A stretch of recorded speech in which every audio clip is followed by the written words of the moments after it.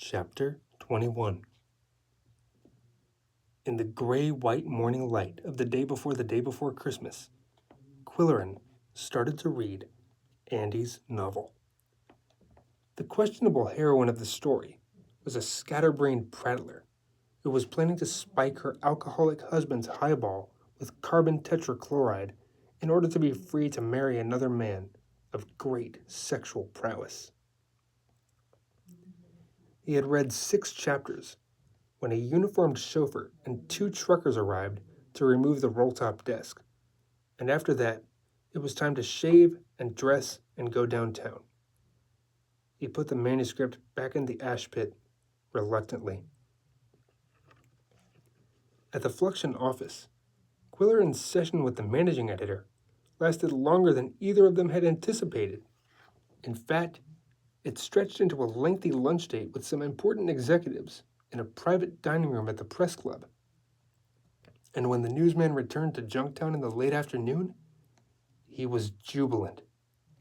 His knee, much improved, permitted him to bolt up the front steps of the Cobb mansion 2 at a time. But when he let himself into the entrance hall, he slowed down. The Cobb junkery was open, and Iris was there, moving in a daze, passing a dust rag over the arms of a Boston rocker. "I didn't expect you so soon," he said. "I thought I ought to open the shop," she replied in a dreary voice. "There might be some follow-up business after the block party, and goodness knows I need the money. Dennis, my son, came back with me." "We sold some merchandise for you yesterday," Quillerin said. "I hated to let my desk go, but a woman was willing to pay $750 for it." Iris exhibited more gratitude than surprise. "And, incidentally, were you saving any old radios for Hollis Prance?" he asked. "Old radios? No, he wouldn't have anything like that." That evening, Quillerin finished reading Andy's novel. It was just as he expected. The characters included a philandering husband, a voluptuous divorcee, a poor little rich girl operating a swanky antique shop incognito, and, in the later chapters, a retired school teacher who was naive to the point of stupidity. For good measure, Andy had also introduced a gambling racketeer, a nymphid, a dope pusher, a sodomite, a crooked politician, and a retired cop who appeared to be the mouthpiece for the author's high-minded platitudes. Why, Quillerin asked himself, had Andy hidden his manuscript in the ash pit of a pot-bellied stove? At one point, his reading was interrupted by a knock on his door, and a clean-cut young man wearing a white shirt and bow tie introduced himself as Iris's son. "My mother says you need a desk," he said. "If you'll give me an assist, we can bring the one from her apartment." "The apothecary desk? I don't want to deprive her. She says she doesn't need it." "How's your mother feeling?" "Rough. She took a pill and went to bed early."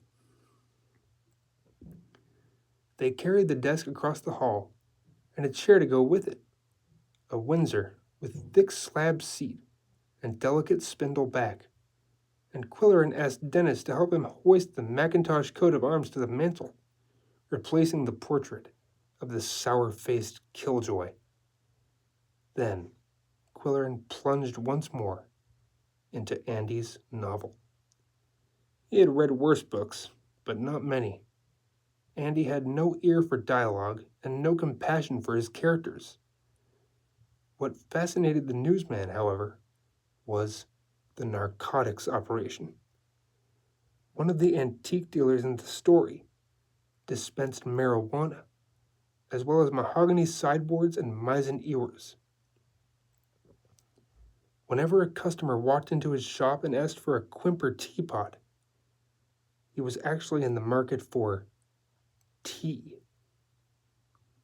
After 400 pages of jumping E's, Quillerin's eyelids were heavy and his eyeballs were aching. He leaned his head back in the Morris chair and closed his eyes. Quimper teapots.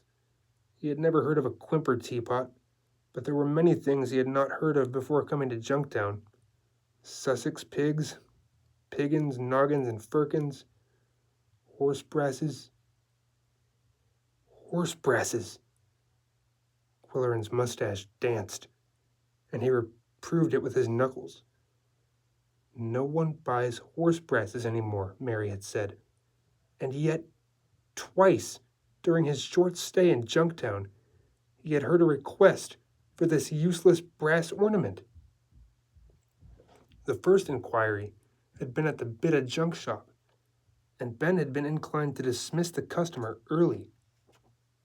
Yesterday, the same inquiry was made at the junkery. The two buildings were adjacent and similar in design. Quillerin combed his mustache to subdue his excitement and devised a plan for the next morning. The 24th of December was going to be a busy day. The big party in the evening, another appointment with the managing editor in the afternoon, lunch with Arch Riker at the press club, and in the morning, a tactical maneuver that might fill in another blank in the Junktown puzzle. The next day, Quillerin was waked before dawn by flashing lights. Coco was standing on the bed, rubbing his teeth with satisfaction on the wall switch and turning the lamps on and off. The man got up, opened a can of corned beef for the cats, shaved and dressed. As soon as he thought the dispatch desk was open, he telephoned and asked them to send a messenger at 11:30, no later and no earlier. "Send me the skinniest and shabbiest one you've got," he told the dispatch clerk. "Preferably one with a bad cold or an acute sinus infection." While waiting for the accomplice to arrive, Quillerin moved his paper and pencils, clips, and glue pot into the apothecary desk. In one of the drawers, he found Iris Cobb's tape recorder and returned it to her. "I don't want it," she said, with a sickly attempt at a smile. "I don't even want to look at it. Maybe you can use it in your work." The youth who arrived from the dispatch office was unkempt, undernourished, and red-eyed.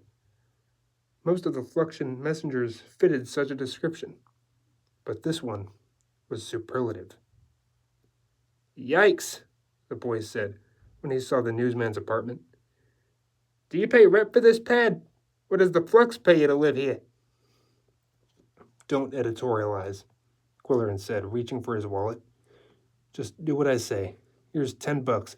Go next door. Look at them crazy cats! Do they bite?" "Only Fluxion messengers. Now listen carefully. Go to the antique shop called Bidda Junk and ask if the man has any horse brasses." "Horse what?" "The man who runs the place is crazy, so don't be surprised at anything he does or says, and don't let him know that you know me, or that you work for the Flux. Just ask if he has any horse brasses and show him your money. Then bring me whatever he gives you." "Horse brasses?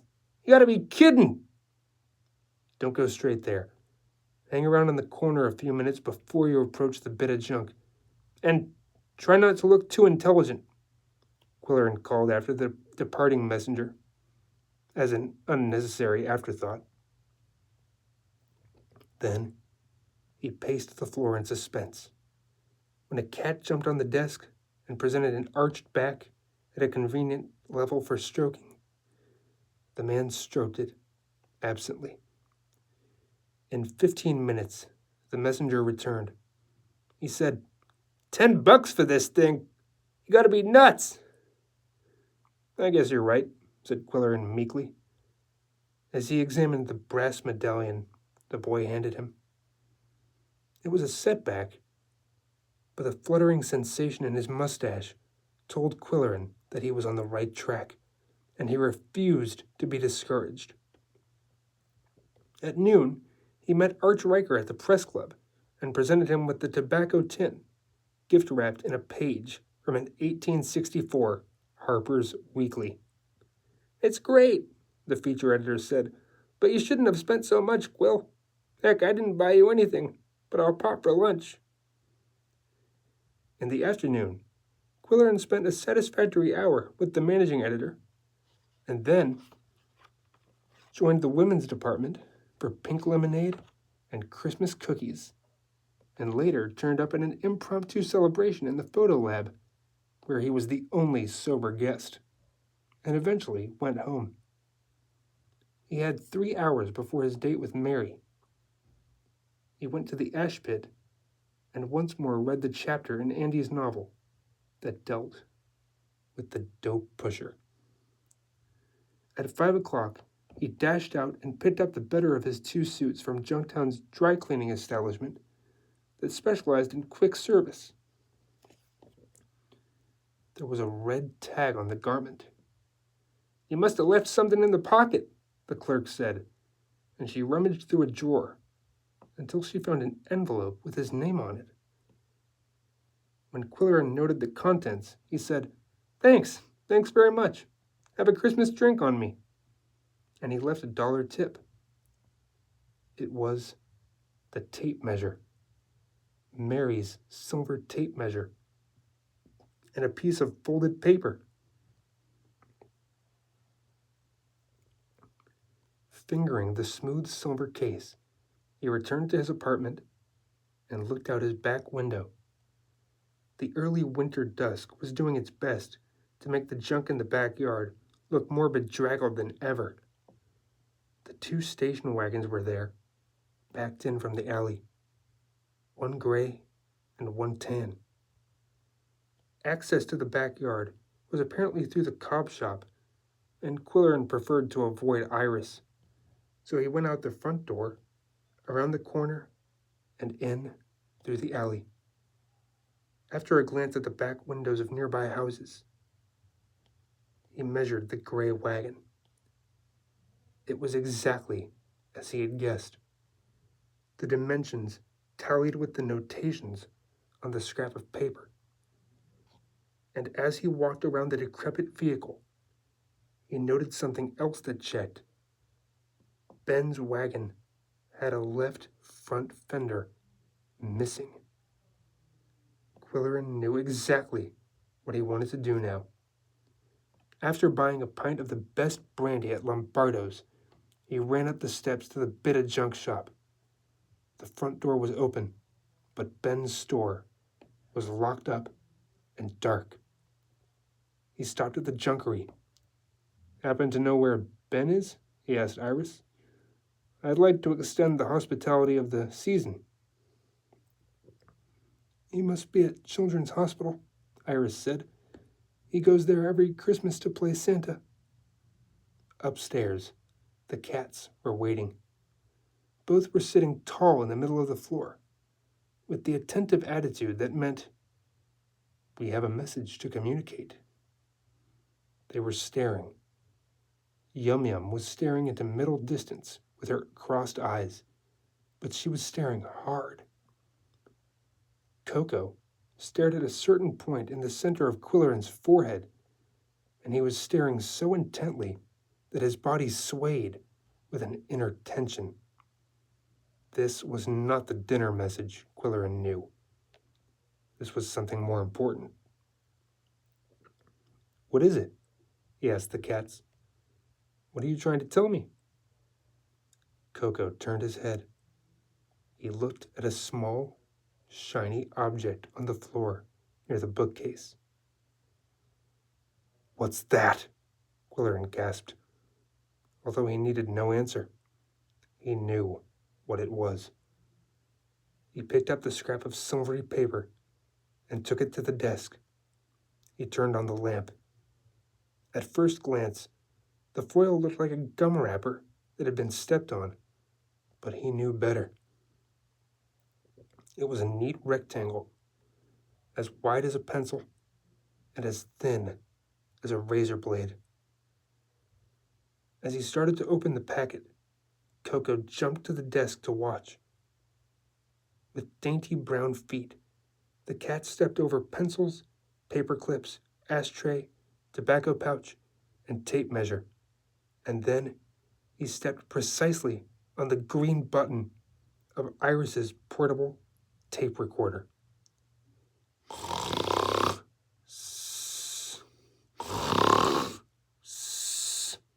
Quillerin hit the red button of the machine and silenced the unpleasant noise. As he did so, he became aware of heavy footsteps in the hall. Santa Claus was lumbering up the stairs, pulling on the handrail for assistance. "Come in and toast the season," Quillerin invited. "I've got a good bottle of brandy." "Worthy gentlemen, I'll do that," Ben said. He shuffled into Quillerin's quarters in his big black boots, cuffed with imitation fur.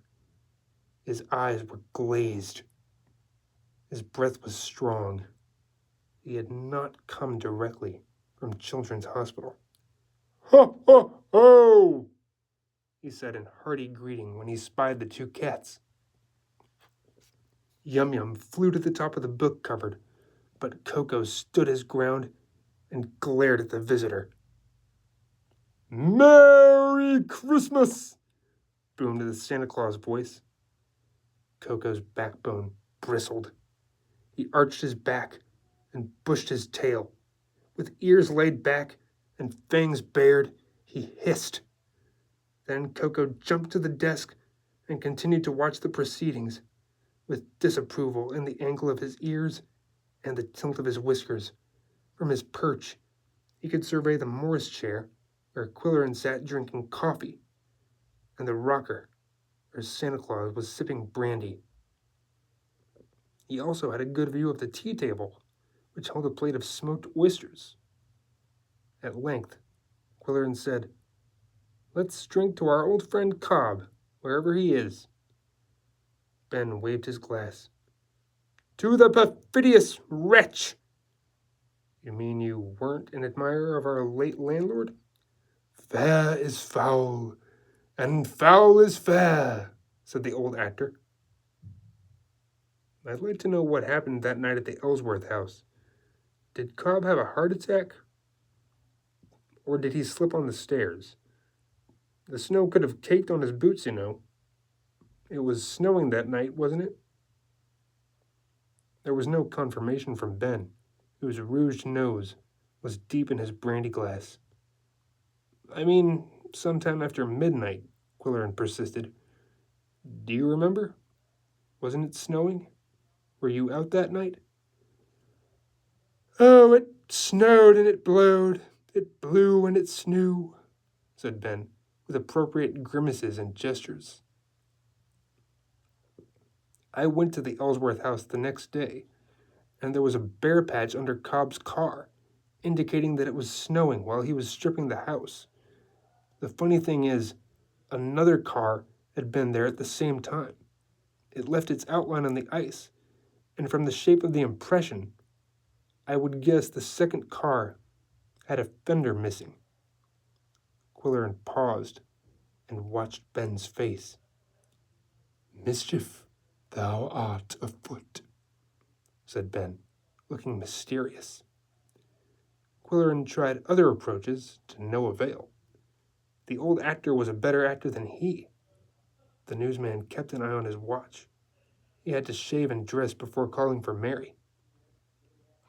He made one more attempt. "I wonder if it's true," he said, "that old Ellsworth had some dough hidden." He was interrupted by a noise from the desk.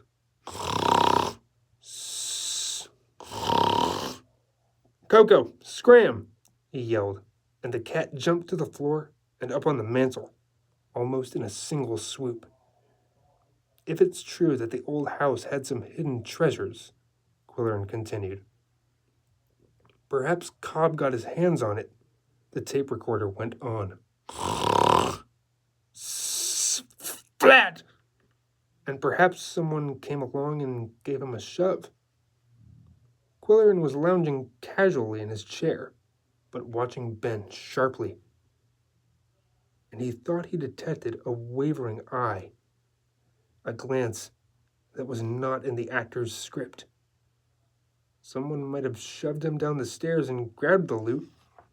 Flat, said the recorder. Then, grump! What's that? What you doing? There followed the murmur of blank tape. Then, wool over my eyes, you old fool! Know what you're up to? Think you can get away with anything? Over my dead body! It was Cobb's recorded voice, and Quillerin sat up straight. The tape said, "Those creeps coming in here! Horse brass is my eye! Know where you get your deliveries! You! Scrounging at the Garrick! That's a laugh!" Ben dropped his glass of brandy and heaved himself out of the rocker. "No!" yelled Quillerin, erupting from the Morris chair and leaping toward the desk. "I've got to hear this!" The tape said, "Me marching on the picket line! A lousy $3 an hour, and you get 10 for a deck!" The newsman stared at the machine with incredulity and triumph. The tape said, "Not anymore, you don't. You're going to cut me in, Ben, baby." There was a flash of red in the room. Quillerin saw it from the corner of his eye. It moved toward the fireplace, and the newsman spun around in time to see Ben reaching for the poker. Then a big black Santa Claus boot kicked out, and the tea table went flying across the room. Quillerin reached for the desk chair. Without taking his eyes from the red suit, he grabbed the chair roughly by its back, but all he got was a handful of spindles. The back came off in his hand. For an instant, the two men were face to face, Ben bracing himself on the hearth and brandishing the poker, Quillerin holding a few useless dowels, and then the iron thing shot forward. It skidded off the mantel, catching Ben in the neck. As the poker flew through the air, Quillerin ducked, skidded on an oyster, and went down on his right knee with a thud. The scene of action froze into a tableau. Santa Claus on the floor, flattened by the Macintosh coat of arms, Quillerin on his knees, Coco bending over a smoked oyster. After the police had taken Ben away, and while Iris and Dennis were helping to straighten up the room, the telephone rang, and Quillerin walked slowly and painfully to the desk. "What's the matter, Quill?" asked Mary's anxious voice. "I just heard the siren and saw them taking Ben away in the police car. What's wrong?" Quillerin moaned. Everything, including my knee." "You've hurt it again?" "It's the other knee. I'm immobilized. I don't know what to do about the party." "We can have the party at your place. But what about Ben?" "I'll explain when you get here." She came wearing blue chiffon and bearing Christmas gifts. "What on earth has happened to Ben? And your knee?" she demanded. "We caught a murderer here tonight," Quillerin said. "With the aid of your tape measure, I placed Ben at the scene of Cobb's accident." "I can't believe it. Did he admit he killed Cece?" "Not in so many words. He merely gave his landlord Godspeed with an auspicious push." "Was it true about buried treasure at the Ellsworth house?" "No. It was a case of blackmail. Ben was pushing heroin, Mary. He met his supplier at the abandoned theater and batted the stuff in 5-grain decks." "How did you find out?" "The cats brought me a deck from Ben's apartment, and Andy's novel gave me another tip. The junkies would identify themselves in Ben's shop by asking for horse brasses." "That was a clever arrangement." "But the addicts sometimes wandered into the wrong shop, and Cobb apparently caught on. And here's the incredible part of the story. When Cobb was demanding a cut of Ben's profits, the complete conversation was recorded on tape. I think Coco flipped the switch on Iris's tape recorder when Cobb was trying to make his deal with Ben. What a fantastic coincidence! Fantastic, yes. But if you knew Coco, you wouldn't be too sure it was coincidental. It must have happened Sunday morning when Iris was at church and I was at the drugstore. Coco, you're a hero, Mary said to the cat, who was now taking his lordly ease on the daybed. And you're going to have a reward. Pressed duck. She turned to Quillerin. I took the liberty of ordering dinner. It's being sent over from the Toledo restaurant. I hope you like oysters Rockefeller and pressed duck and Chateaubriand and French strawberries. But no more rich food for the cats, he said. They've eaten a whole can of smoked oysters, and I'm afraid they'll be sick. He looked at Coco with speculation and added, There's one thing we'll never know. How did the Macintosh coat of arms happen to slide off the mantel at the strategic moment? Just as Ben raised the poker to beat my brains out, that chunk of iron delivered a karate chop. He gazed at Coco with conjecture and admiration, and the cat rolled over and licked the pale fur on his stomach. The telephone rang. Probably our police reporter, Quillerin said. I asked him to call me when the police had more details. He went limping to the desk. Yes, Lodge? Any developments? That's what I guessed. How did you find out? He had his finger on everything, that boy. Yes, I've met the guy. No, I won't mention it.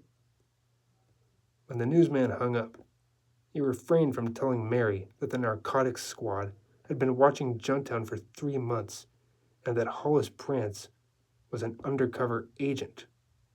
Nor did he tell her immediately about Ben's complete confession. Dinner arrived from the city's most expensive restaurant, in chafing dishes and under silver covers and on beds of crushed ice, and Mary presented her Christmas gifts. A case of canned lobster for the cats, and a pair of Scottish brass candlesticks for Quillerin. I have a surprise for you too, he told her. But first, you must hear some painful truths. Andy's death was not accidental. He was Ben's first victim. But why? Why? Ben was afraid Andy would turn him in. Both Andy and Cobb had learned about Ben's sideline. Our actor friend was in danger of losing the thing he valued most in the world, an audience, even though he had to buy their applause. On the night of October 16th, after he saw Cobb leave Andy's shop, he slipped in and staged the so-called accident. And did he kill that poor man in the alley? No. Ben declined to take bows for that one. The police were right that time. 1 out of 3. Mary caught her breath. But what will happen now? There will be a trial. I'll have to testify. Don't be alarmed, he said. Everything's arranged so that you can come out of hiding. For the last 2 days, I've been meeting with Fluxion executives and the mayor's aides and your father. I've proposed an idea. My father, not a bad guy, your dad. The city is going to establish a landmarks preservation committee promoted by the Flux and underwritten by your father's bank as a public service. He's agreed to act as honorary chairman, but you are going to spearhead the program. I? Yes, you. It's time you started putting your knowledge and enthusiasm to work. And here's something else. Scrounging is going to be legalized. All you need is a permit and... Quill, did you do all this for Junktown? No, mostly for you, he said. And if you make this contribution to the success of Junktown, I don't think you'll be bothered by those crank calls anymore. Someone wanted to scare you, to chase you out of the neighborhood. And I think I know who, but the less said, the better. Mary's expression of delight and gratitude was all the Christmas that Quillerin needed. Better, much better, than the brass candlesticks, better almost than the $1,000 prize he was sure of winning. His satisfaction was short-lived, however. The girl's eyes clouded, and she swallowed hard. "If only Andy were here," she mourned. "How he would—" "Coco!" shouted Quillerin. "Get away from that wall!" Coco was standing on the daybed and sharpening his claws on Andy's carefully pasted wall covering. "He's been working on that blasted wall ever since we moved in," the man said. "The corners are beginning to curl up." Mary looked across the room, blinking her eyes emotionally. Then she stood up quickly and walked to the daybed. Coco scampered away. "Quill," she said, "there's something else here." She pulled at one of the curled corners, and a page of Don Quixote started to peel off. Quillerin hobbled across the room and joined her on the daybed. "There's something pasted underneath this page," she said, peeling it slowly and carefully. "Greenbacks! Money!" Under the page that Mary was pulling off, there were $300 bills. Quillerin peeled a page of Samuel Pepys and found 3 more. Iris told me Andy had used peelable paste, and now we know why. "Where did Andy get these?" Mary cried. "He didn't make this kind of money. Any profit he made went right back into antiques." She peeled off another page.